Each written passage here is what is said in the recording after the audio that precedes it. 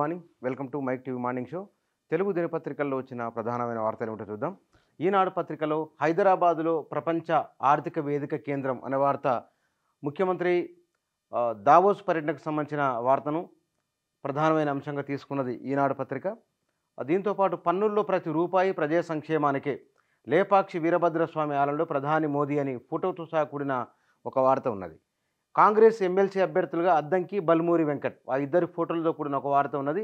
తమ్మినేని వీరభద్రానికి తీవ్ర అస్వస్థత, విషమంగా ఆరోగ్యం, ఏఐజీలో చికిత్స అనే వార్త కూడా ఈనాడు మొదటి పేజీలో హైలైట్ చేసింది. సిపిఎం రాష్ట్ర కార్యదర్శి వారు తెలంగాణకు విస్తృత ధర్మాసనానికి చంద్రబాబు దాఖలు చేసిన క్యాష్ పిటిషన్పై భిన్న తీర్పులు ఇచ్చిన ఇద్దరు సుప్రీంకోర్టు న్యాయమూర్తులని, దానికి సంబంధించిన వార్త కూడా హైదరాబాద్ ఎడిషన్లో మొదటి పేజీలో ఇచ్చింది ఈనాడు పత్రిక.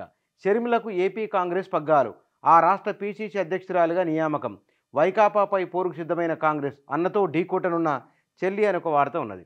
ఇక విధుల్లో ఉన్న విశ్రాంత అధికారుల వివరాలు ఇవ్వండి, రేపు సాయంత్రం వరకే గడువు, అన్ని శాఖలకు సీఎస్ ఆదేశం అనే వార్త కూడా ఈనాడు మొదటి పేజీలో హైలైట్ చేసింది.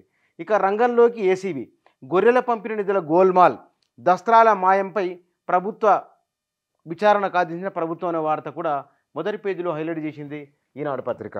ఆంధ్రజ్యోతిలో సుమిత్ జిగేల్ ఆస్ట్రేలియా ఓపెన్లో 27వ ర్యాంకర్, పబ్లిక్పై సంచలన విజయమనే వార్త ఫోటోతో సహా ఎయిర్ ప్యానల్ హైలైట్ చేసింది ఆంధ్రజ్యోతి పత్రిక. నేను ఒరిజినల్, కేటీఆర్ డూప్లికేట్, ఇది ఇంకో ఏడాదిలో స్పష్టంగా తెలిసి వస్తుంది.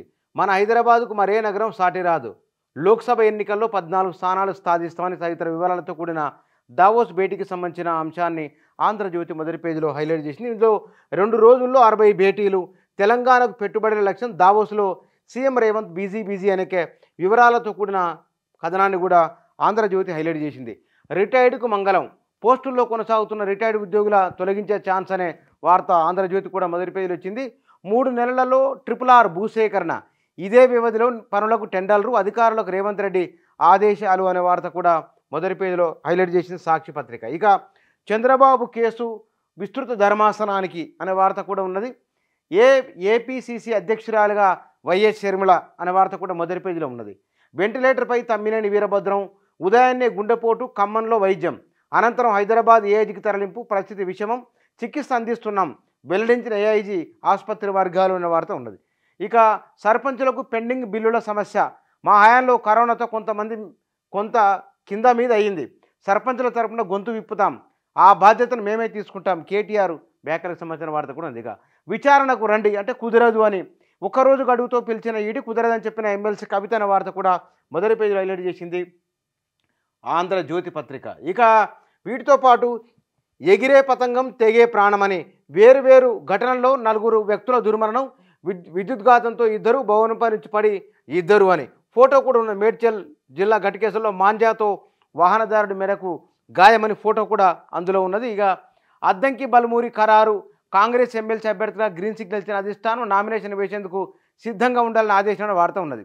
గొర్రెల పంపిణీ అవినీతి కేసు, ఏసీబీ దూకుడు అనే వార్త కూడా ఆంధ్రజ్యోతి మొదటి పేజీలో హైలైట్ చేసింది. ఇక అధర్మంగా రాస్తే రాముడు తీసుకోవద్దన్నారు, అధర్మంగా వస్తే రాముడు తీసుకోవద్దన్నారు, కొందరు అధికారులు దీన్ని గుర్తుంచుకోవాలి, సుపరిపాలనకు రామరాజ్యమే మనకు ప్రేరణ, సుపరిపాలన నాసిన్ సరికొత్త కేంద్రం, ఏపీలో సత్యసాయి జిల్లాలో అతిపెద్ద నాసిన్, ప్రారంభోత్సవంలో ప్రధాని మాట్లాడిన ఫోటో ఐటమ్ ఉన్నది. ఇక కూల్గా కబ్జా, అధికారుల సహకారంతో ప్రభుత్వ భూమికి ఎసరు అని ఒక వార్త ఉన్నది. ఇక పాలమూరు రంగారెడ్డి ఎత్తుపోతలకు జైపాల్ రెడ్డి పేరు, ప్రభుత్వంతో చర్చించిన నిర్ణయం, కోమటిరెడ్డి వెంకటరెడ్డికి సంబంధించిన వార్త కూడా మొదటి పేజీలో ఉన్నది.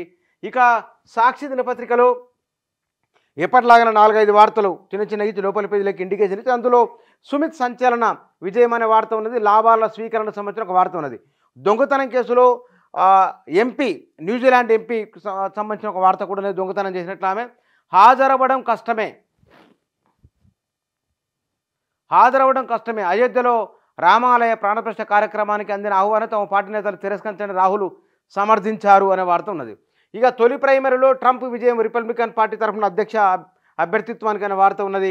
దక్షిణ కొరియా మన శత్రువు అని కిమ్ పీపుల్స్ పార్లమెంట్లో మాట్లాడిన వార్తను కూడా హైలైట్ చేసింది సాక్షి పత్రిక. తమ్మినేని వీరభద్రం ఆరోగ్యం విషమం అనే వార్త ఉన్నది. బాబుపై స్కిల్ కేసును కొట్టేయలేం, ఈ కేసులో రాజకీయ దురుద్దేశాలు, కక్ష సాధింపులు లేవు అనే వార్తను సుప్రీంకోర్టు సంబంధించిన వార్తను సాక్షి పత్రిక ప్రధానంగా తీసుకున్నది. ఇక పేదరికంపై పోరాడి గెలిచాం అనే వార్త ఉన్నది. వీటితో పాటుగా ప్రపంచ స్థాయికి నాసిన్ కీర్తి అనే వార్త ఉన్నది. దావోస్లో సీఎం బృందం సంబంధించిన వార్త ఉన్నది. హైదరాబాద్లో C4IR ఏర్పాటు సంబంధించిన అంశం కూడా ఇందులో ప్రధానంగా ఉన్నది.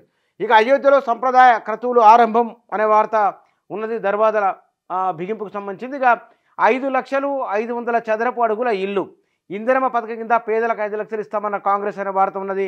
అనూహ్యంగా తెరపైకి బల్మూరి వెంకట్ ఎమ్మెల్యేలకు సంబంధించిన వార్త ఉన్నది. నేత రాత మారేదెలా సహకార సంఘాలకు ఎప్పుడో ముగిసిన పదవి కాలం ఎన్నికలకు సంబంధించిన వార్త కూడా మొదటి పేజీలో ఉన్నది. లోక్సభ ఎన్నికలపై దృష్టి సారించమని అమిత్ షా చేసిన వ్యాఖ్యలకు సంబంధించిన వార్త ఉన్నది. పోలీస్ స్పందన 7 నిమిషాల్లోనే మరో వార్త కూడా మొదటి పేజీలో హైలైట్ చేసింది సాక్షి దినపత్రిక. ఇక నమస్తే తెలంగాణలో ఇయర్ ప్యానల్లో మన ఫ్లైట్ ఎంతో లేట్ అనే వార్త ఉన్నది. పేపర్ గర్ల్స్ ఇంటింటికి న్యూస్ పేపర్లు పంచుతున్న ప్రమీల పవిత్ర అని వారి ఫోటోలతో కూడిన ఒక వార్త కూడా మొదటి పేజీలో హైలైట్ చేసి నమస్తే తెలంగాణ. యూరియా కోసం బారులు అనే ఒక ఫోటో మొదటి పేజీలో ఉన్నది. పంట కరువు యాసంగి ఎండుడే అనే వార్త కూడా ఉన్నది. ఇక నీళ్ల కోసం చెక్ డ్యామ్ బాంబులు అనే వార్త ఉన్నది. ఇది సంచలనమైన వార్తనే.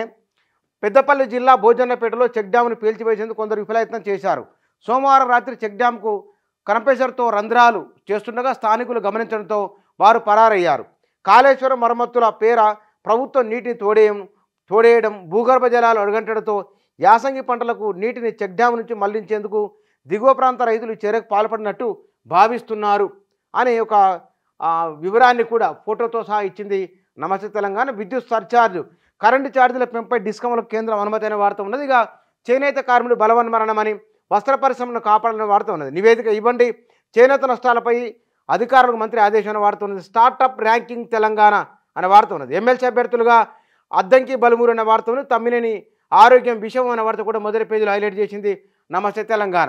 ఇక తగ్గిన పేదరికం 8 ఏళ్లలో తెలంగాణలో తగ్గిన పేదల సంఖ్య 83% అనే ఒక వార్త ఉన్నది. కేసీఆర్ పాలనలో GSDP వృద్ధి ఫలితం అనే వార్త కూడా మొదటి పేజీలో హైలైట్ చేసింది నమస్తే తెలంగాణ. 4 ప్రధానమైన తెలుగు దినపత్రికలు ప్రాముఖ్యతనిచ్చిన వార్తా అంశాలు ఇవి.